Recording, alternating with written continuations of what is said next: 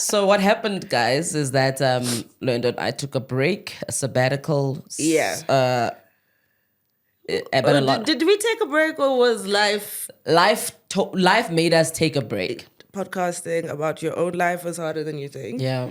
Especially about your own mental health because dun, dun, dun, there's so many things here. But first and foremost was obviously, so there was the technical issues, and then I had a full on mental break. Like not a small one. I did the 3 weeks. Okay, I'm saying this like people know what the 3 weeks are. So when you have when you're booked in, like if your psychiatrist is like, sis, you're not winning at life. I need you to come in so we can work on your meds, or there's different kind of instances. Medical aid, even on a hospital plan, actually, is forced to give you 21 days. So you got 21 days in an institution and they have to pay for it. Like it's not an optional extra. And then after that, you kind of have to figure out your life. My psychiatrist, because I've got a new one, made a very important thing that like if you broke your leg, they don't say it's only 21 days to heal and then you better start walking. Like they're like, oh, broken leg, bone, let's do x-rays, let's check this, check the bloods, That's all of the medical things required to say you are okay. But with psychiatry, they give us 21 days, and if you're not better, good for you. And like a lot of people, because I was in at the end of the year, so people go back in January. Like they're like, okay, so I don't have, any more medical aid. I don't have any more days. I don't have any more support. So I'm going to go back in January when I can afford it. Which it's its own thing. So I was booked in for 21 days. I don't even know where to kind of start with it. How about I start with how I experienced it? Please. Because it might help you unpack. So Linda and I talk all the time. And so imagine my shock and horror when I find out that she's on her way to be admitted. And I think that she and I had been talking about that she's a bit on the depressive side. She had taken some time off work. This is what you do when you have our condition, that when you have an episode, you do the work. But then she had a break. And when she called me to say she's going to be hospitalized, I was shocked. I was shocked because I thought she's down, but I didn't think that she was, that down. And I guess as a friend, I also felt a little bit like you should have known more. You should have done better. Yeah. Why didn't you know it was that bad? And I remember calling you and being like, I'm really upset with you that you're now hospitalized and terrible things have happened. And I didn't feel like the conversations had happened that I assume you and I would have. But one thing I realized, and I was talking to our friend Mel last night, who's staying over at my house, and she said, whenever she's been suicidal, she has not said a thing to anyone. She told me that when she's had her absolute lowest is when she shuts down and does not talk. I think that that's true, but I also think that like the nature of being suicidal or that deeply depressed is a lack of communication. Like it's a symptom, right? You are broken. You are not in a place where you see yourself or you want to talk about things. You are not okay. And like that ability, and I think like, because there were so many things going on, but basically I hit a point where I wanted to unalive myself, and I told my neighbor, and she was just like, no, I know you don't talk like this. I'm worried about you. I'm going to call your parents. I was like, okay. She actually wanted to call you, and I was like, no, but she's going through her own things. So let me, and then my parents and my sister came through, and there was like a powwow. Shout out to the Hamakomas. Yeah, shout out to the tribes. Shout out to the Hamakomas. Shout out to the neighbors. Because everyone was just like, nah, this is, you're not okay. Let's get you some help. And one of my friends who I spoke to around that time was like, yeah, this sounds chemical. And I think we need to start broadening the language we have for mental health and understand like the various tiers of it all, right? So on some level, there's going to be stuff that's chemical, as in your brain is not producing the So-called happy dopamine, hormones. yeah, right, the serotonin or the dopamine required for you to be able to make better choices. Like, you cannot make good choices. You are not functional. You're not in a place where you hear yourself, where you consider what you're saying. You are just like the first imperative from when you're born, that first cry is just like staying alive, right? Like, that's the thing you do. You stay alive, you cry, you fight your way through, and you make sure that the world knows you're there. That thing is broken. Yep. I always say, imagine how low she had to go, or he had to go, or they had to go to think about ending their life, when the main thing about life is that life wants to live. Yeah. We are here as biological beings through natural selection and all of those other processes to be here and to be alive. Yep. To carry on the human race is biological, right? Yep. And so that's where depression kind of can become almost unnatural, almost like I'm dealing with something that is beyond me biologically, and that's And that's why when my friend said it's chemical, 'cause she's like, this is not, sometimes you got a tough day, or you've got like shit going on at work or life, and you feel like, okay, I'm feeling low because of what's going on in your life. Like, anyone would be having a tough time. There's the chemical one where, yes, it's about a tough time, but the way that you're responding doesn't sound like you. It doesn't sound like someone who loves themselves or wants to be alive. Like, you've lost that ability to want to feel or think.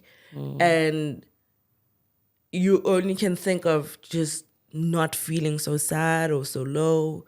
You just want everything to end. And that's actually your natural state. And I think on your side, because I think there was some meaning involved, but I want to talk a little bit about when you said I was going through my own stuff. I really was going through my own stuff, because we woke up on Christmas Eve last year to news that my cousin, who was just such a special human being in our family, had been murdered violently. And I just remember collapsing at the table because my mother was on the phone saying, they've killed my child, they've killed my child. And it was so strange because I didn't know if she meant my brother or because I think my brain first went to, oh my gosh, my brother has died, right? So that moment was so bad. But Nolo was my brother in the sense that, his mother breastfed both of us. We were born in the same house in Soweto. The first few years of our lives, and he was murdered. And, to hear those news and then to go to the morgue, and then to come back, and now you know how Black funerals are. You have to suppress everything so that you can have a united front and bury your family member.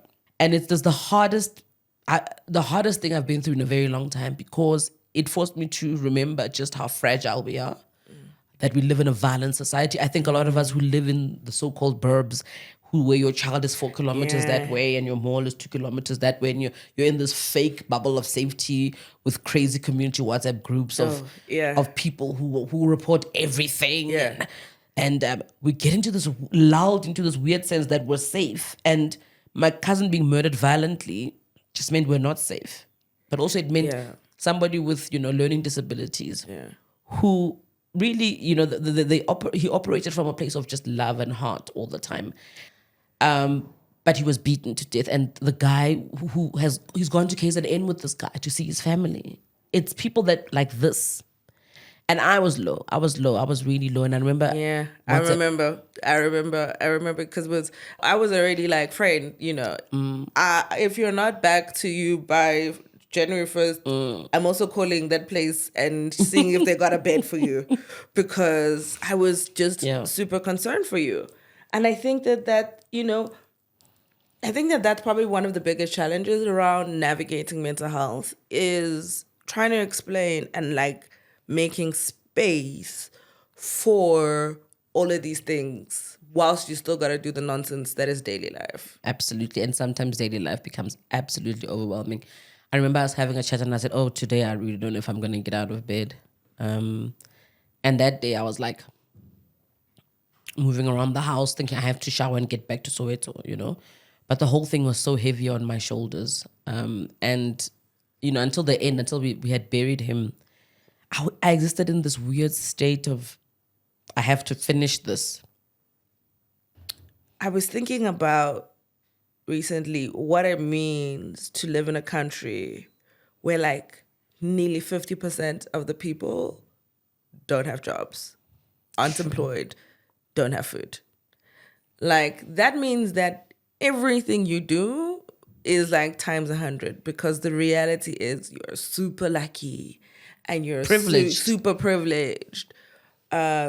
So you have to move in like privilege and be like everything is a great opportunity, when it'll be cool if you could catch a break.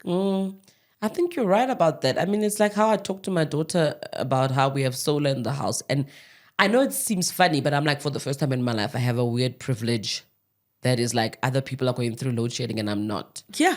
And that feels so weird, Lindo. Like Yeah, I can imagine. I've had like cognitive dissonance Yeah. about it. Like how, because my whole life I've been a black woman and felt like everybody was more privileged than me. Yes. Right?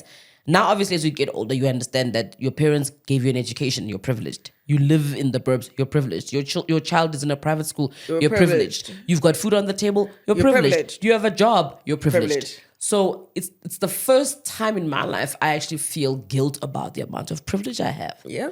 And that's bizarre coming from where we come from. Yeah, you know? because I think that that's like a thing we need to understand or like check in on when we look at our mental health, because the cost of bearing so much privilege in the midst of so much inequality whilst trying to like, you know, live your life, it's a lot. Yeah.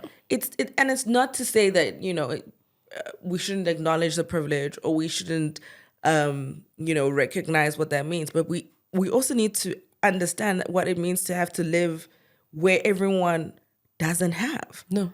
Like it's a cloak that you carry in everything, from the time you go to the shops, time you go to school, The beggars on the side of the road. Lwendo. every aspect of your life. And the anxiety that causes me. You know, I put out a Facebook post the other day because I couldn't sleep.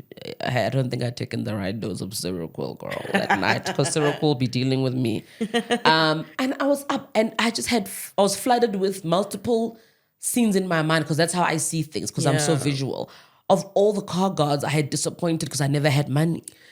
Yo. And I put on Facebook, I was like, I have anxiety right now at 2 a.m. about all the car guards I've disappointed. Because like, and then when they call you my sister, you're just like, you know, because like you could be their sister. Yeah. You there's nothing different. There is nothing special about those of us who got an education and those of us whose parents couldn't make it happen. You know, if you look at my street in Soweto, in Dobsonville, where my mom grew up, and actually the same street is where my dad grew up, there is nothing different about that, us as a family versus the next door neighbors, except I don't know what it was that forced our parents to go to school and then forced us to go to school. And like, there's nothing special about us. So you can't even sit there and say, I'm privileged because I'm special. You're just like, something went right in your case. And these people who are standing at the car hungry or whatever, like I am not able to switch it off. It's a big cause of my anxiety that I leave the house and there are all these people, young men, you know, men who could have had a future if this country created jobs. Yeah. And it's crazy that we're like completely on that tangent now, but like poor people and the poverty of our country and the opportunity gap in our country is a huge source of anxiety for those of us who are like, I'm actually doing okay. So, and I think that we need to, because we're in an election year, right? And I think in some ways what I learned from my admission is to really recognize what the effect of just like trying to survive the system and what it's doing to me, you know, and like how that's making me feel and like where I am as a person. Because the reality of the situation is we can't keep on going like this because we're carrying it with us. And I think that, like, you know, in the same way you can say that's chemical, there's also like, hey, that's an aspect of this like social tax, like that tired you're feeling and frustration that you can't do anything or help anyone. That's also gonna affect your mental health, and we have to figure out a way to navigate that, because 50% don't have jobs. And I think calling it social tax is interesting because I never had a phrase or a word for it except the feeling that I'm doing really, really well and there's nothing special about me. But the bigger thing is just so much in your face. You know, when it's women with children, it's just so much in your face, and you can't run away from it in this country. But let's go back to where we were, very low, both of us. Yeah. Talking about, how we're going to get out of bed this morning. I've been in a full-on depressive episode. And my cousin's death, when it finally hit me that I've lost him, after the anger, I was so angry. I was so angry. I was so angry for so long, and I was just bitter. And because I'm like, he's the last person that should have been murdered. Any of us could have said, I pissed someone off, or I dated someone's boyfriend. This is somebody who didn't think like that or work like that. So I had the anger, and then I had just absolute sadness. And I remember being in bed crying to my husband, oh my God, I'm really why are we even here? What's the point of all of this? And then speaking to you. And strangely for me, the last few months have been so touch and go, but I have managed not to be hospitalized. Yeah. I am here, girl. You are. And how many times have you you. spoken about it? Are you sure it's not time to go in? I'm still here.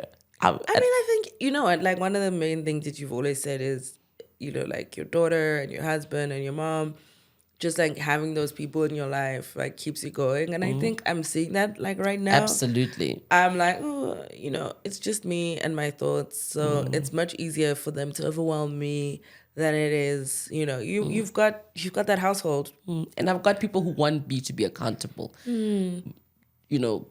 For all her teenageness, my daughter is my absolute joy.